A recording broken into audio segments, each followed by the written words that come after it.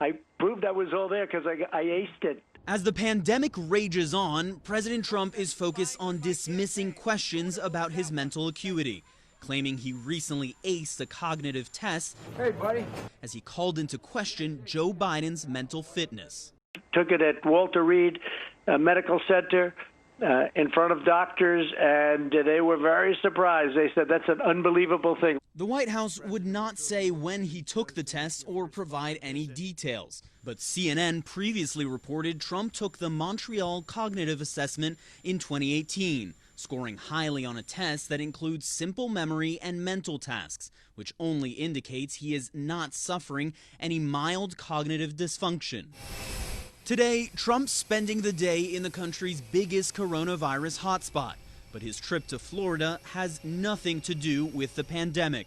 Instead, Trump appears focused on shoring up his re-election prospects in this critical battleground state, posing with seized drugs, accusing his Democratic rival of supporting socialism, and attending a high-dollar fundraiser.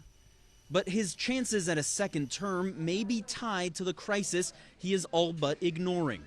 A new poll revealing that just 1/3 of Americans approve of Trump's handling of the pandemic, down from 41% just 3 weeks ago.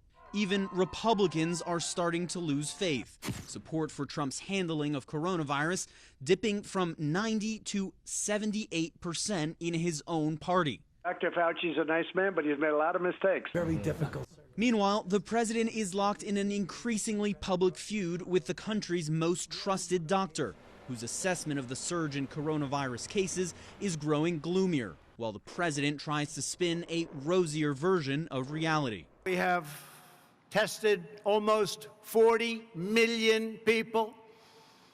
By so doing, we show cases, 99% of which are totally harmless.